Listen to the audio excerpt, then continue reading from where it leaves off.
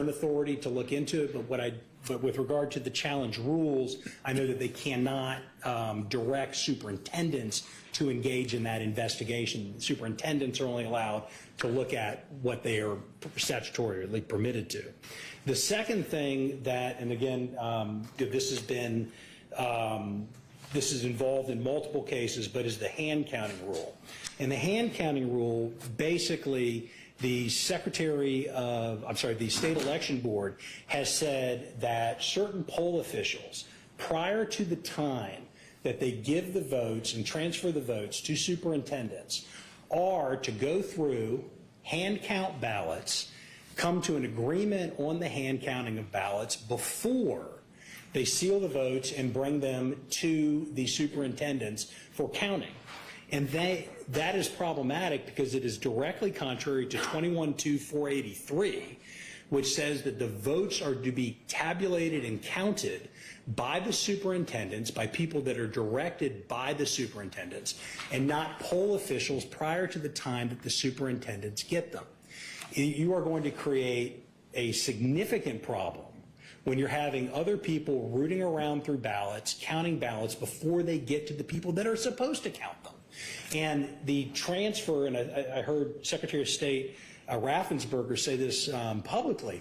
He's like, you've got a chain of custody problem now, right? You're supposed to be doing something, putting these ballots, making sure that the numbers line up, put them in a sealed envelope, give them to the superintendent, and the superintendents are supposed to count them. But now, every single county is going to have multiple people going through, touching these ballots, counting them separately before you transfer them, and 21-483 says you cannot do that.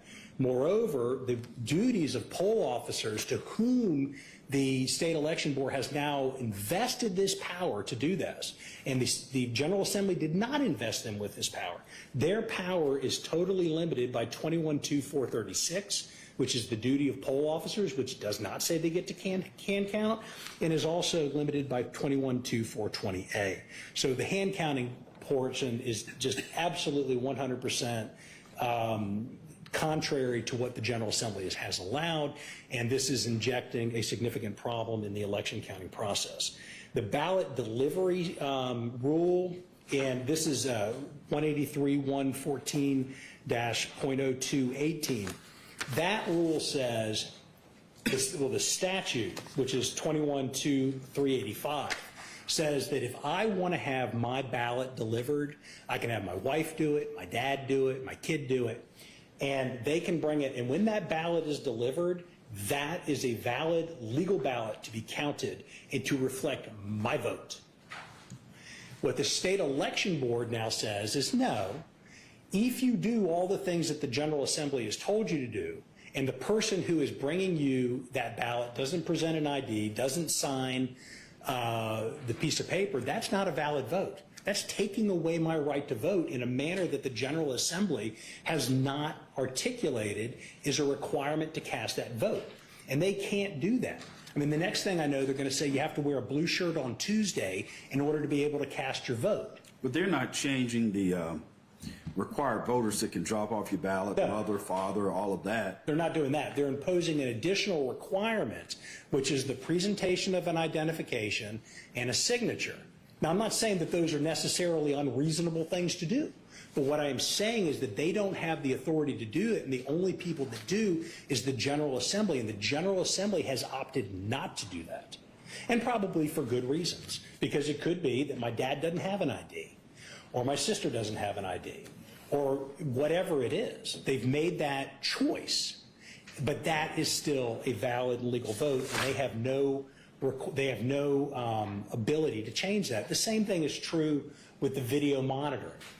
The General Assembly, what's funny about this one is that the General Assembly, when it was deciding to allow for drop boxes, it specifically rejected the video monitoring. And the reason is it's really costly to record and keep videos, and it didn't want to impose those obligations on the locality. But now the state election board is saying, well, if you don't do that, we're going to take away a drop box. We're going to take away a point that we have told our citizens they can come, and the General Assembly said they can come and put their ballot that will be a legal ballot. And now the state election board said no, unless it's video monitored, clearly wrong. And then there's two other things, the poll watcher rule and the daily reporting. Again, they conflict with the statutes that we talk about in our briefing. And as to, the poll watcher rule, the daily reporting rule, the hand counting rule, the ballot delivery rule, all of those, the Attorney General, in a very detailed memo, has said to the state election board, you can't do that. And the state election board's like, we're going to do it anyway. The defendants, I don't think, make all that hard a pushback on what I've just told you. What they are saying is, well, you don't have standing to raise all these claims. Yesterday, they were saying in front of Judge McBurney that state election boards don't have standing. Well, okay, but who does? Every Georgia citizen has not only the right to vote, but has the right to have their votes correctly counted and reported. It doesn't do me any good to cast my ballot if it is not reported, certified, and counted at the end of the day. And that's Gray versus Sanders, 372 U.S. 368, U.S. versus Saylor, 322 U.S. 385, and obviously the famous Baker versus Carr, 368 U.S. 186. So each vote is important. Each individual has a right to cast their votes, and that is particularly important in this election. You referenced the letter from the Attorney General's Yes. office, I believe is attached here. Yes. That letter is marked attorney-client privilege. Yes. Can this court even consider such a letter? I don't think anybody has raised the privilege. I haven't seen an objection from the state. Quite frankly, I don't know how it got out there. I don't know whether the privilege has been waived. I don't know what has gone on. I know that it has become public, and nobody has asked me for it back, and I didn't get it. I don't know how it came out. I don't know whether they consider it privileged or not. But even if you don't consider it, Your Honor, I think we've given you plenty of material in our briefing to say specifically why these rules are invalid.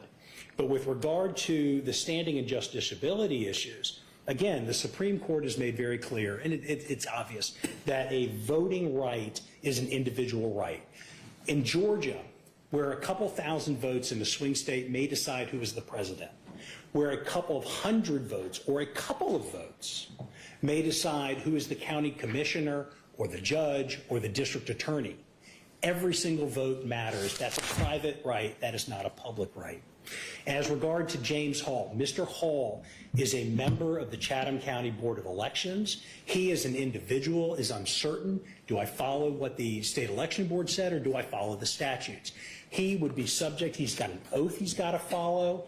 As Judge McBurney said in his Adams opinion, he has got potentially lawsuits that are going to come against him if he doesn't do something right. And in our unfortunate election environment, he may be criticized, have all of these things come against him. He needs to understand how to do his job as a Chatham County Board of Electors official. He clearly has standing. As to both Mr. Hall and Mr. Turner, they are both voters in the upcoming election. They want to know whether or not the election workers, officers, and superintendents will count their votes. They want to know whether they will certify their votes, either with regard to the statute or the way that the election board has now said. They want to know whether their votes are properly certified, that they're not touched and gone through and counted by people that the General Assembly has said that they can't do. They want to make sure that they are not mishandled or that the process is delayed. And they want to know, where can I cast my absentee ballot? Can I have my relative send my absentee ballot? Do these processes need to, do these things need to occur? And they are uncertain about that. They're voters. Every case that's cited to us, the Floan case, the Confederate veterans, the Black Voters Matter, all established that their individual standing is here. They've got standing. It's a justiciable issue. They're uncertain about it. They haven't voted yet, and there needs to be clarity about what happens before they vote and whether or not their votes will be appropriately handled and counted. With regard to the organizational standing, and I'm close to my time, with regard to the organizational standing, the eternal vigilance has organizational standing. Georgia recognizes organizational standing, and it permits an organization to sue in its own rights if it meets the same standing test that is applicable to individuals. That's the Black Voters Matter case. And you have to also show an injury in fact. Here, Eternal Vigilance is a Georgia nonprofit corporation. Its primary mission is to defend the institutions of elections from attacks that erode public faith in elections. And then also what Eternal Vigilance does, and Mr. Turner does, is they go around the state and give advice to election officials and tell them how to, run their elections in conformity with the law. And here, because of the disruption by the state election board, that has become uncertain. They have having to devote resources to do other things. They clearly have organizational standing under the cases that have been cited. The last thing that I'm going to say is both sides argue about the Purcell case and the timing. And what the state election board does is it turns Purcell on its head. What it says is, I'm going to wait until the 11th, I think in McBurney's order yesterday, he says the 11th and a half hour. I'm going to wait until the election is coming up. I'm going to issue an unconstitutional rule that is beyond my authority, contrary to what the General Assembly says, and then I'm going to say, Judge, you really ought not to hear this because it's right up on the time of the election. That is not what Purcell says. Purcell is saying, with regard to their rules, that if they are trying to prevent a vote from happening, if they are trying to change the rules with regard to the election, then that ought not to happen. What is the default rule is what the General Assembly said to do. And they are acting contrary to what the General Assembly has said. And the status quo ought to be, we do what the General Assembly has said, and it's passed its laws. And I will reserve my remaining time. Thank you, Your Honor. Thank you.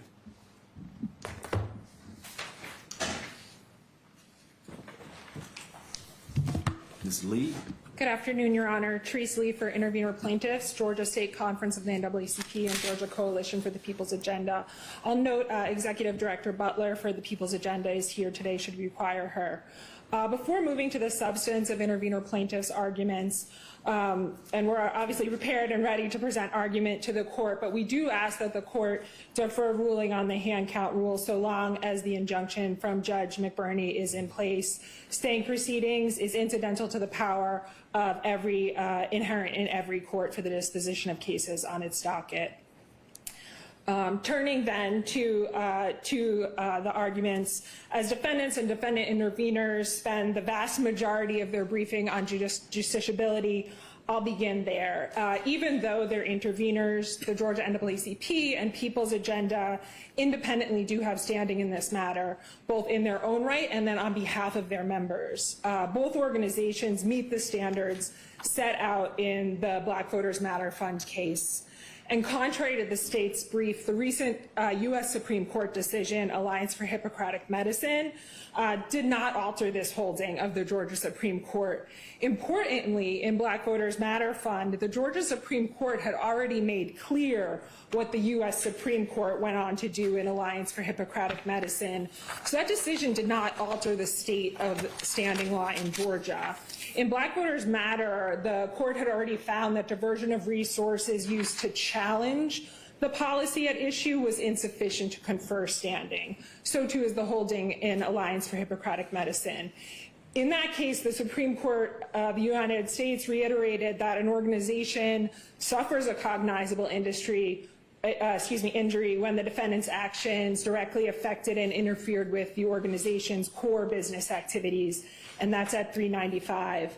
The key conclusion from the Alliance for Hippocratic Medicine case is that an organization cannot establish standing to challenge a policy based on resources expended in opposition to that policy, but it can establish standing where it must divert resources from its core activities because of that policy.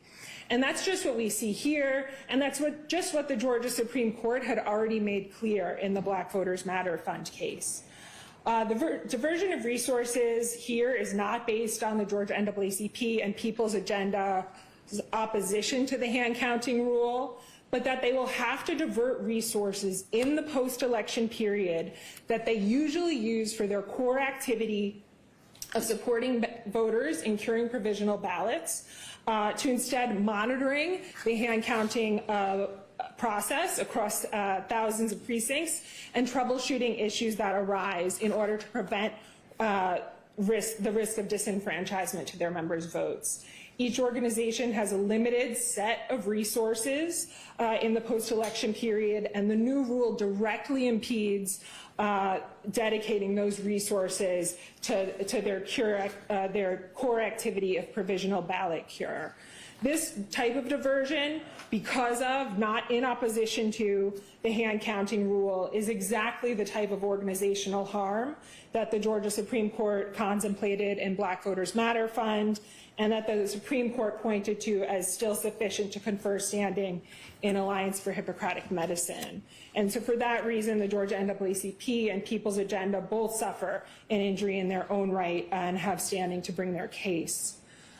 Turning to associational standing, both of these organizations are membership organizations with thousands of members across the state of Georgia, and they likewise have standing on behalf of those members. Are you also asserting the Black voters case is your authority for organizational standing? Yes, Your Honor. All right. The hand counting rule risks spoliation of ballots before they are even tabulated, creating an imminent risk of disenfranchisement to those who vote in person on Election Day, including members of both the Georgia NAACP and the People's Agenda. And the Supreme Court of Georgia has made clear that voting is a personal right, and infringement on that right is a cognizable injury sufficient to confer standing. Importantly, contrary to defendants and intervenor defendants briefing, the injuries are not speculative. The state focuses their argument and claims there's no injury because certification is still mandatory. But that ignores the other harms highlighted by the Georgia NAACP and the People's Agenda, direct harms to voters that will occur if hand counting proceeds as the rule requires, as hand counting is more error-prone and creates the risk of accidental or deliberate spoliation of ballots, among other concrete harms. And that these risks are real and imminent has been underscored by the state's chief election officer in his letter to the state election board, highlighting that, quote, the new procedures would disrupt existing chain of custody protocols under the law and needlessly introduce the risk of error and lost ballots. The state doesn't mention or let alone grapple with any of these arguments about the actual harm at issues here, focusing only on the question of certification. There's a reference in the record here to Rice University, MIT study, and a bipartisan policy center that ballot scanners are more accurate than hand counts. But in the end, you're not arguing that hand count can't be as accurate as a ballot scanner. No, what we're arguing is that because the rule contemplates hand counting the ballots before they are actually tabulated, including having numerous people handle the ballots of voters, seeing what choices they've made, there's the risk of ballots being able to not run properly through the scanner as they've been repeatedly handled, or God forbid, deliberately spoiled because the choices of the voters are being repeatedly observed. Whereas hand counting, when it's for the tabulation of votes, has extremely strict rules where the content of the ballot is read out loud so numerous witnesses hear what's at issue, so it cannot sort of hide the voter's choice. Ms. Lee, I have another question for you. It sounded as though you wish for this court not to rule on the hand count rule based on my colleague's ruling. Are you requesting this even if the court were to grant the relief sought by the plaintiff and granted both the declaratory relief and permanent injunctive relief? No, Your Honor. We were just suggesting that the court need not reach the question at this point and can defer. Of course, if the court, that's obviously an interlocutory injunction, and so if the court is moving to the merits, plaintiff interveners would obviously be very happy with that. Just seeking clarity. Yes, Your Honor. And then I'll also just flag that the Board of Natural Resources versus Monroe County case cited by the state is off base, as there the injury depended on contingencies that had not yet come to pass. Here, we're not waiting on sort of any future contingency that might or might not come to pass, but these imminent threats are inherent in the application of the hand count rule. And so these imminent risks to voters, members of the Georgia NAACP, and the People's Agenda is a cognizable injury in fact, such that these organizations have standing to sue on behalf of their members. Changing gears slightly, addressing a different question than standing, but one that does go to the court's jurisdiction. Got about 4 minutes. Okay. I'll just note, in light of the Supreme Court's recent decision in Cobb County versus Fulton, intervenor plaintiffs are entitled to declaratory judgment as they are seeking for direction as to their own future-looking action incident to their rights. Unlike in Fulton, where the election already occurred and the plaintiffs there had no decision to make about where to vote, intervenor plaintiffs members have crucial decisions to make as to this election, whether they can continue with their plans to vote on election day, or do they endeavor to vote in advance voting or apply to vote by mail. Defendant intervenors focus only on the entitlement to declaratory judgment when there's a question as to one's duties, but it's clear in Fulton that it's also when there's a question as to ones whose rights are at risk. Turning now to, briefly, Your Honor, to the hand count rule's conflict with the election code, I'd just like to take the opportunity to direct Your Honor's attention to some direct conflicts between the hand counting rule and the election code. Code section 212420 does not provide a basis for the rule as the state and defendant intervenors argue. Pointing to the phrase required accounting in this section does not provide a basis for the rule, as that phrase has to be read in concert with sections 212454 and 212485, which detail what required accounting actually is based on the type of voting system in use. And the statute under Georgia Supreme Court precedent has to be read as a whole. In precincts using voting machines, the code requires that, quote, as soon as the polls are closed, poll officers must, quote, immediately lock and seal the machines and then canvass the returns, not in a way that uses hand counting. And in precincts using optical scan voting systems, again, quote, as soon as the polls are closed and the last elector has voted, poll officers are required to, if tabulation occurs at central count, quote, seal the ballot box and deliver the ballot box to the tabulating center. And so the use of immediately and as soon as in these code sections underscores that the hand counting rule is without basis in statute, as it introduces this lengthy process not provided for under the election code, necessarily impeding those duties that have to take place as soon as the polls close.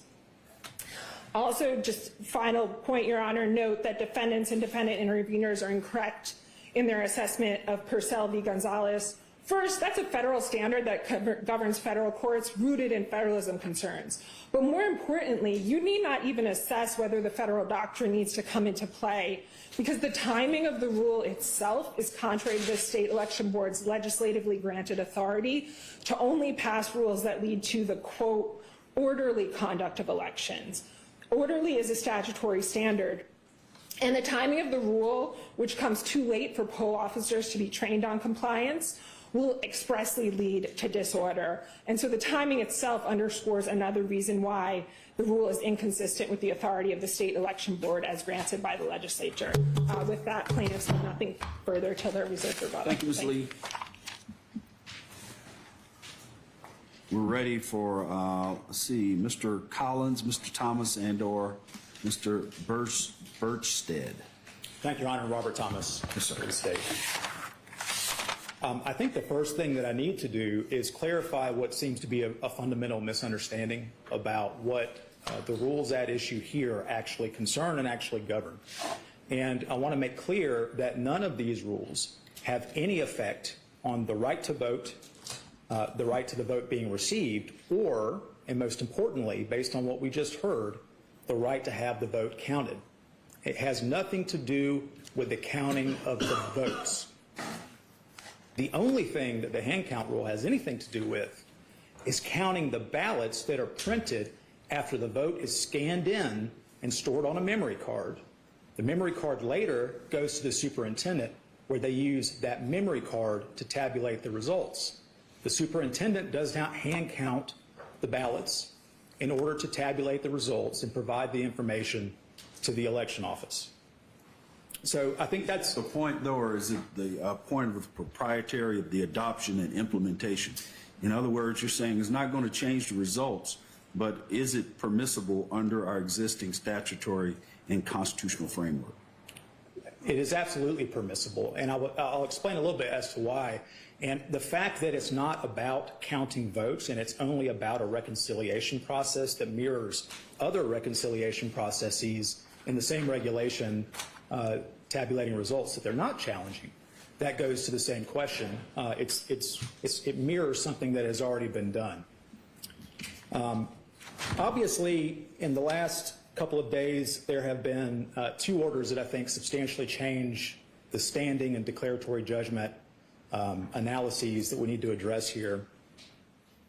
First, with respect to the reasonable inquiry rule and the examination rule, I think Judge McBurney's decision finding that to certify the results is mandatory removes any stated feared injury or lack of certainty that the plaintiffs profess to have.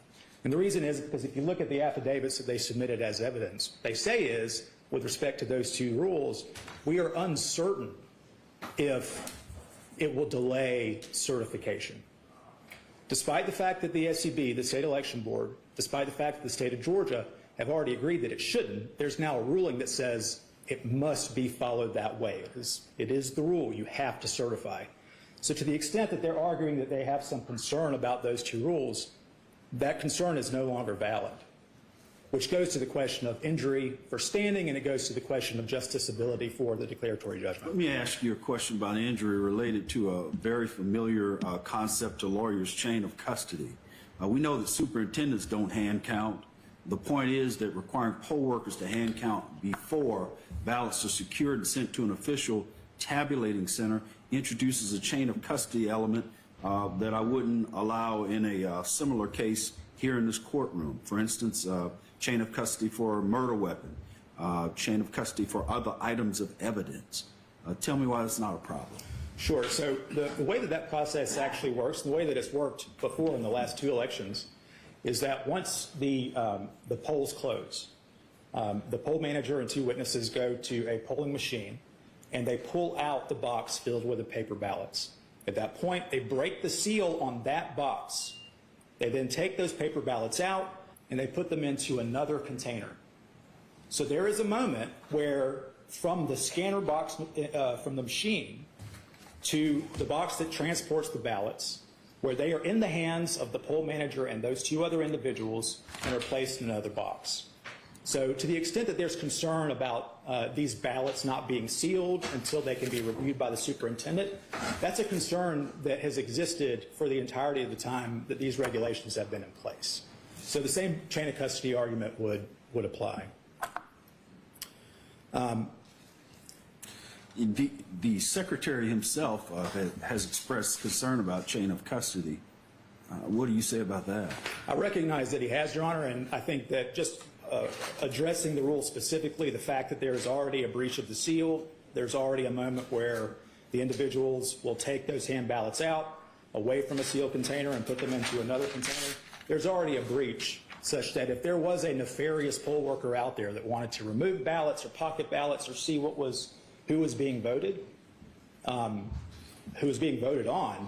that concern would already exist. So does the existence of the possibility of an impropriety justify an additional rule that's arguably not permissible? Well, it demonstrates that the concern is entirely hypothetical. And a hypothetical injury is certainly not something that can be addressed, certainly not an injury, because all it is a concern that something might happen. It's upon information and belief. It's not an actual imminent injury. So for standing purposes, it's not sufficient to confer standing on any of these plans. And with respect to declaratory judgment, that would in effect be an advisory opinion on that point, because you'd be addressing what would amount to a hypothetical of a rogue election worker doing something that could have been done the previous two elections. So, and that brings me to a point that I want to address, and it is very important that in reviewing the affidavits that you have seen, that with respect to every allegation that they have made to justify their alleged injury or the alleged uncertainty that they need to have addressed, it is prefaced with, I am concerned that something may happen. It is hypothetical. It is completely conjecture. There is no imminency to it at all. And none of the individual voters have said that they are in any position of uncertainty with respect to their own conduct. And that is what is required for a declaratory judgment. What's your authority for that legal position, that this would amount to an advisory opinion?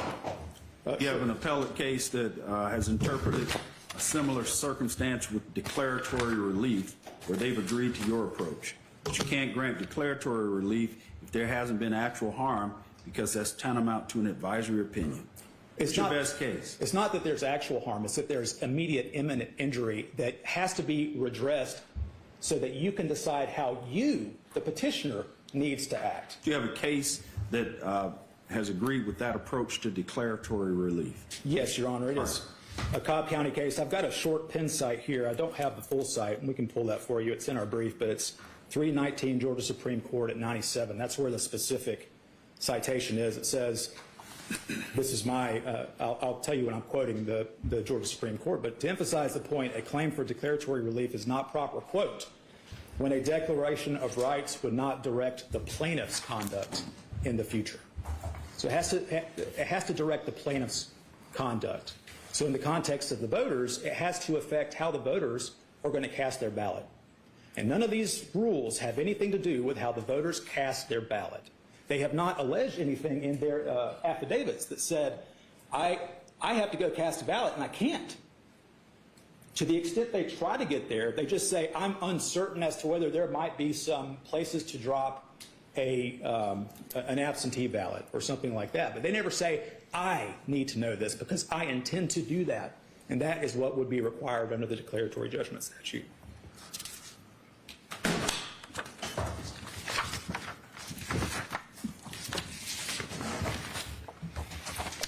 So with respect to the organizational standing, there's been discussion of Black Voters Matter Fund Incorporated versus Kemp. Let me ask you about Mr. Hall. Isn't he directly impacted by how he should operate under these rules? Well, he doesn't say that he is. If you look at his affidavit, when you're looking at how he approaches each individual rule, most of the time that he says that he's concerned about something, it's with respect to whether he knows if his vote is going to get counted or whether he is going to be able to cast a ballot. Not with respect to how he is concerned about how he's going to engage in his activities as a member of the board.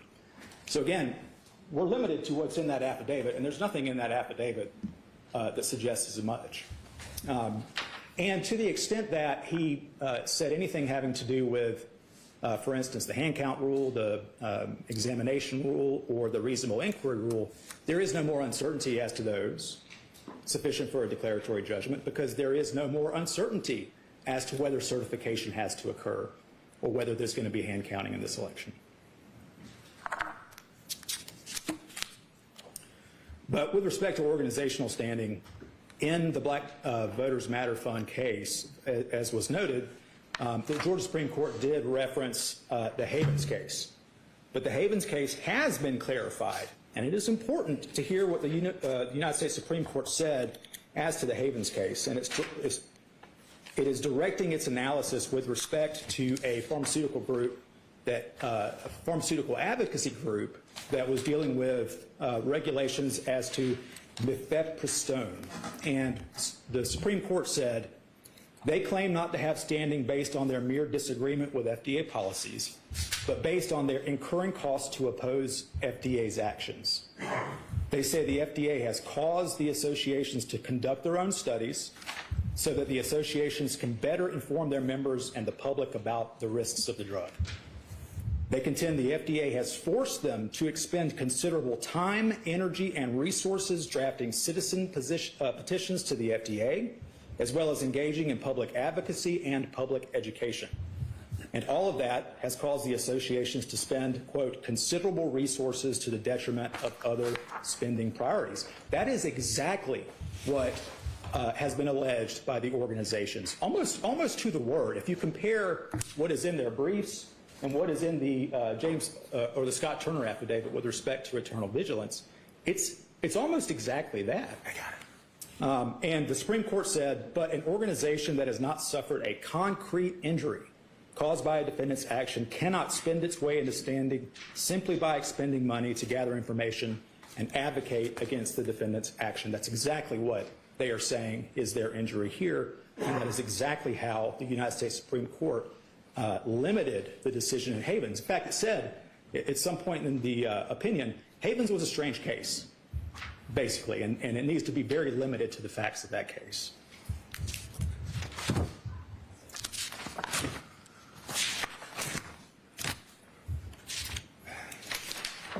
Again, with respect to the hand count rule, we heard reference to the idea of an imminent risk of disenfranchisement.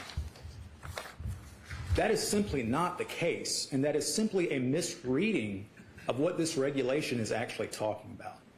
This regulation is talking about on Election Day, when only the Election Day ballots are cast, when only the Election Day votes are made at the Election Day optical scanner machine, that as soon as the election closes, they take out the hand ballots that were cast on that day, the printed ballots that were cast on that day, which are effectively receipts that shows the vote on an 8.5 by 11 piece of paper, but it's not what is sent to the superintendent for tabulation, unofficial reporting, and ultimately what is relied on for certification. That is all stored on the memory card. That all goes into a system that submits the information to the Secretary of State, which the Secretary of State uses to announce the returns. It has nothing to do with the vote. There is no risk of disenfranchisement in that regard, and I need to make that very clear.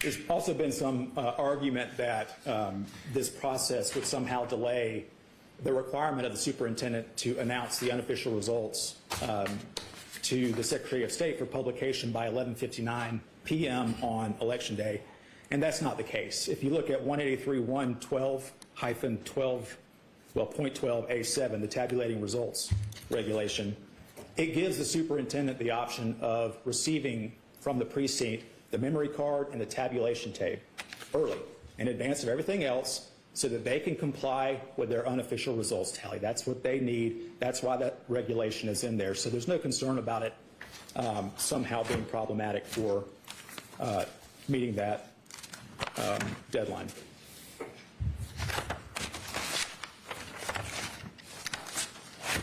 With respect to the petitioner's arguments as to the non-delegation doctrine, as a preliminary matter, if this court is to rule on any of this in advance of the election, it should avoid that argument at all costs, because that argument would, in effect, hold the entire enabling legislation that creates the state election board unconstitutional.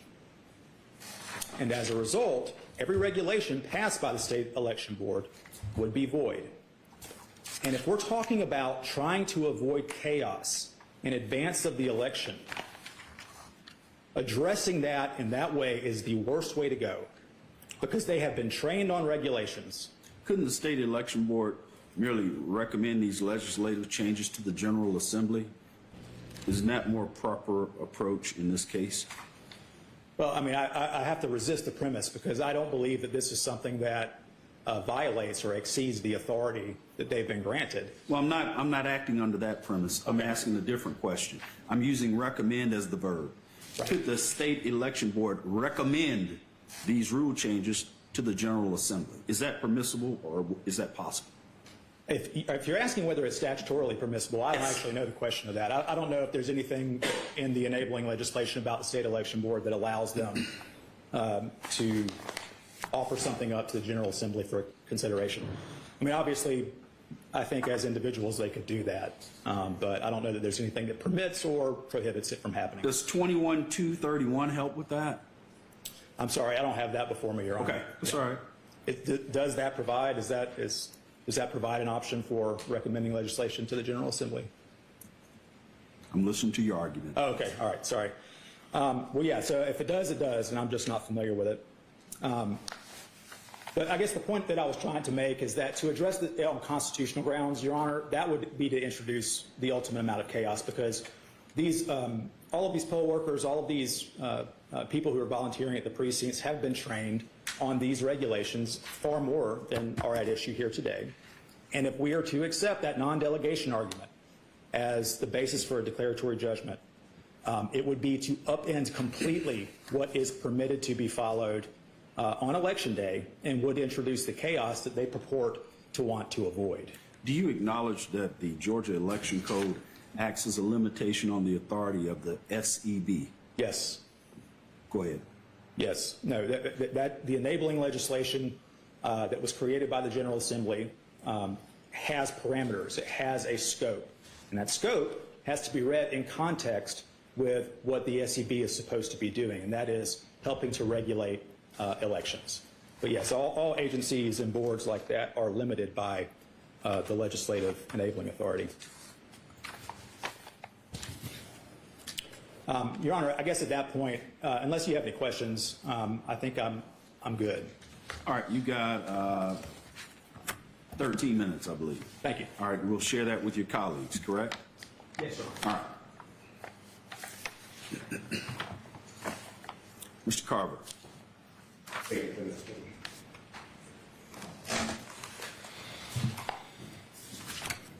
Your Honor, Brad Carver on behalf of the Intervenor defendants, RNC, and the Georgia Republican Party.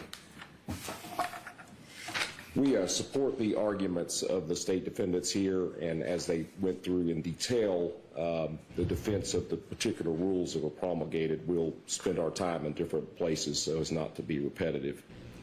The State Election Board is tasked with creating rules for election officials across the state, and the General Assembly specifically said their duty is to promulgate rules consistent with all, as will be conducive to the fair, legal, and orderly conduct of elections. That's 21-2, 31-2.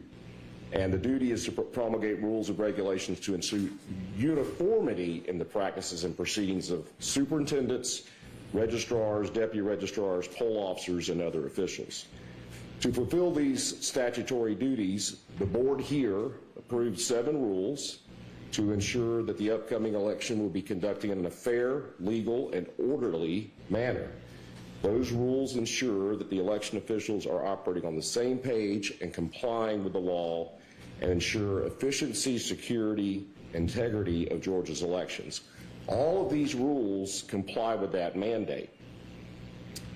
And in fact, I think that one of the core principles and purposes of those rules is the standard application across the state, which you've actually heard the plaintiffs cite here in a different way.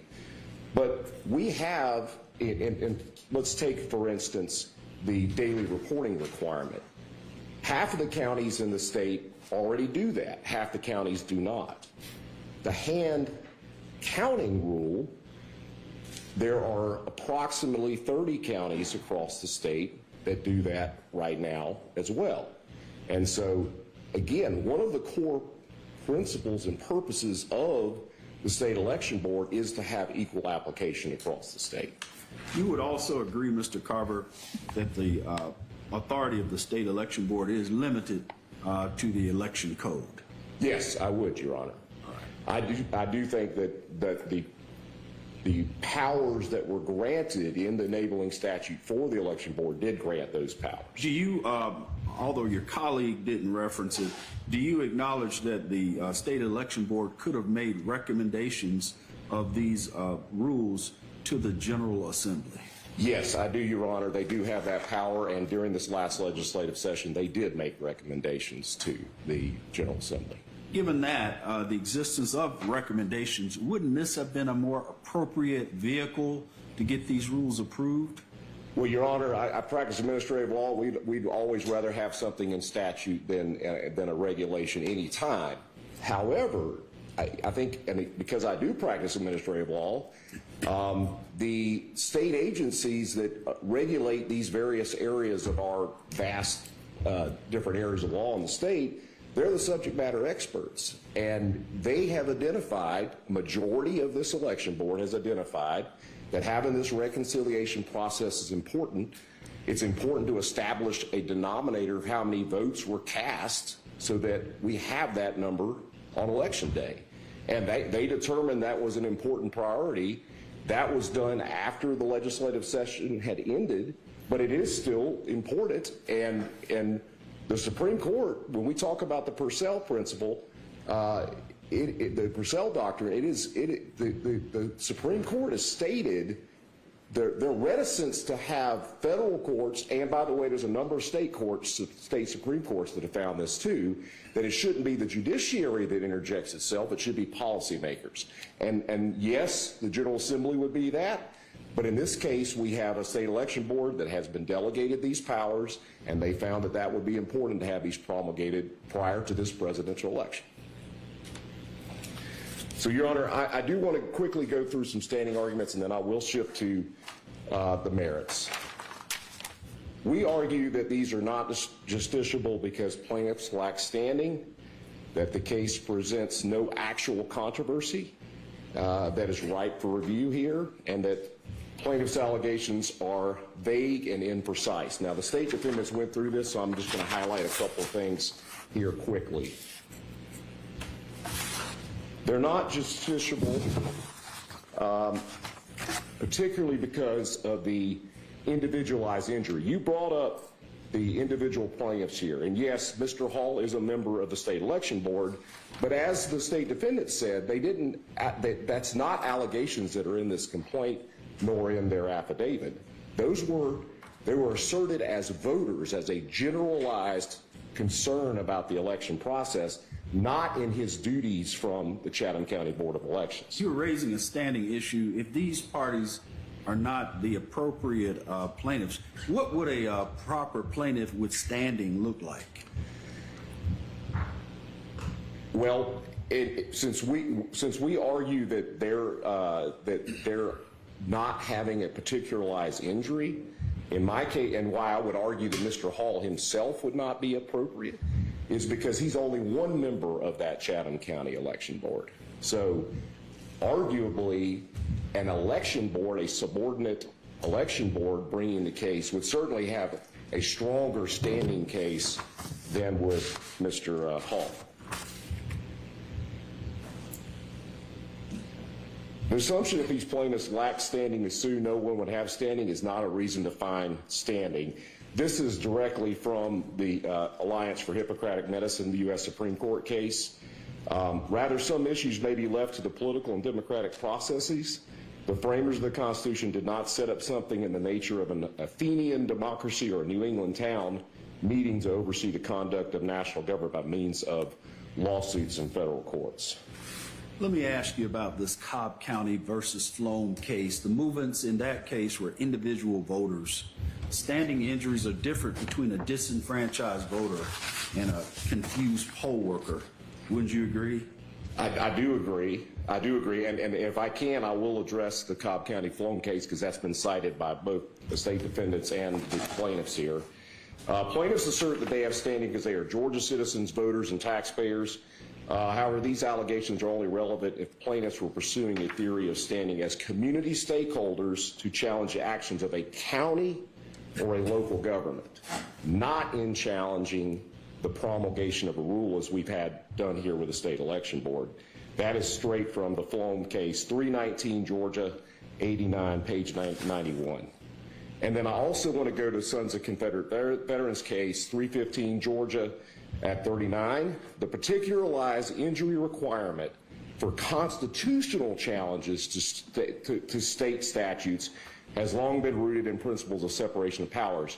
Under this more stringent standing analysis, plaintiffs must show an actual individualized injury and not that they're just members of a Georgia community, because they're having to challenge the constitutional grant of authority to the state election board In other words, the state election board doesn't have the power to promulgate any of these rules.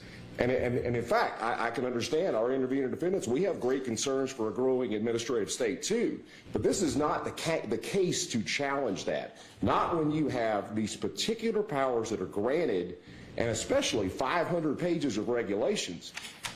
And I will compare for you, Your Honor, when we look at other cases, let me turn to this real quick.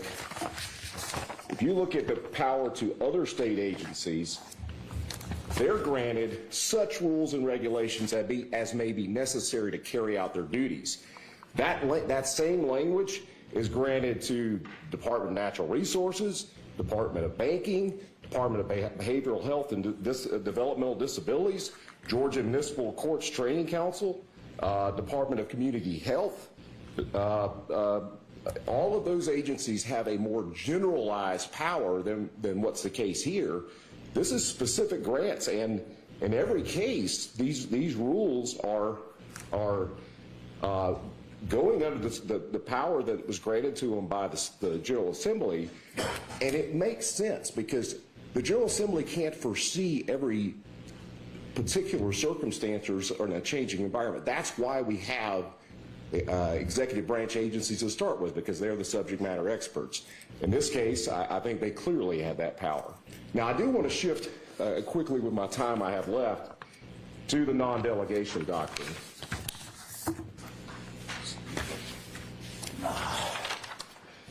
So, for two reasons, this is different. When you look at the Supreme Court precedent on this, it is the regulation of private conduct that's what matters. And the seminal case is the Department of Transportation versus Association of American Railroads. The core of the legislative power the framers sought to protect from consolidation with the executive is the power to make law in the Blackstonian sense of generally applicable rules of private conduct.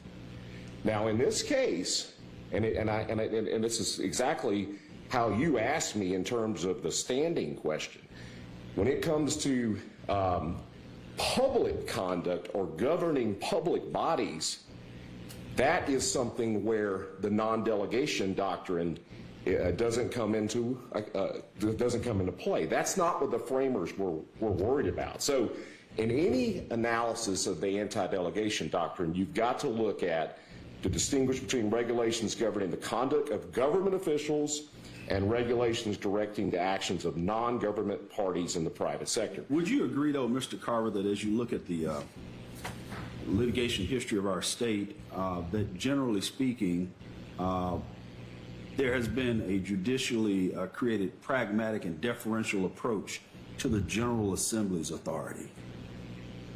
Yes, I would. I think that, yes, I think that the General Assembly is the elected body. They're the people's body. They're the ones that pass laws. Yes. So would you agree with it's a colloquial phrase, but when in doubt, rely on the law? Yes, I would, Your Honor. I do. But I do think that this delegation to the state election board here gave them the power to promulgate these things. I think they gave them that authority in their enabling legislation. Where is the guidance and the guidelines from the General Assembly? Do you believe that that's required? I do, but as I demonstrated with these other agencies, all the ones I just listed had a general power that was granted to them to implement their particular chapter or. So are you conceding here that the SCB was acting under a general inherent power as opposed to guidance? No, I think that there are three specific statutes that both the state defendants and us, the intervenor defendants, pointed to that gave them the power to promulgate all of these regulations. But that's a different part of our challenge to you. This is back to the standing issue. They don't say which one of those statutes should be found unconstitutional. Because remember, to rule in favor of the plaintiffs here, you're going to have to find that the General Assembly's grant of authority to the agency was unconstitutional. They don't say which one of the three powers we have that they violate. It could be all three of them. It could be one of the three. And if it's a constitutional challenge, you can't have something it's that vague to bring into a court to ask you to declare it to be unconstitutional. So besides the fact that the election board doesn't regulate private conduct, and I want to be clear on that too, because most of these regulations deal with the election boards. Now, they have brought up in their complaint, they brought up two different issues. One involves poll watchers, and one involves absentee ballots and drop box regulations. Both of those could arguably, they make the argument that that's private behavior. And they talk about the fundamental right of voting. We agree that voting is a fundamental right. No question. We think that every legal vote should count and everyone should have that opportunity. But voting by absentee ballot is not a right. It is a privilege. It is a privilege that can be regulated. And in fact, we have a no excuse absentee ballot law in Georgia. That makes us one of the most liberal states in the country. There's a lot of states that state what are the examples you could use for absentee ballots. We don't have that in Georgia. But having regulations around the drop box is certainly something that falls into what the state election board could promulgate, and it doesn't implicate a private right. It is a privilege to be able to do that, and so therefore that would not pull them out of put them into a private right category here. And then as far as it goes with poll watchers again is an individual duty, but it's a privilege to be a poll watcher. You are granted that authority by the state to be able to be a poll watcher. And both the Republican Party and the Democratic Party are able to credential poll watchers, but that's a privilege. That's not a right. Mr. Carver, I'm going to allow you to, I think we've eclipsed your time, but I did question you, but we're going to take a 7-minute break. I'm going to give you about 3 additional minutes when we come back. Yes, sir. Yes, sir. Thank you. Thank you. I'm going to recess for 7 minutes, folks. Thank you, Your Honor.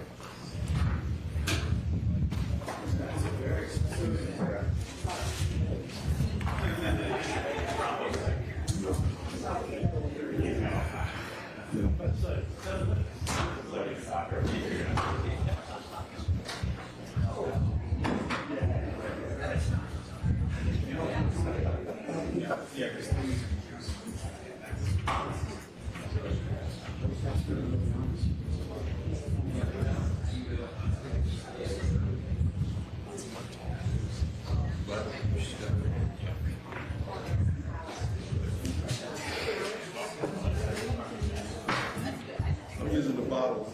I think the court's using the towel.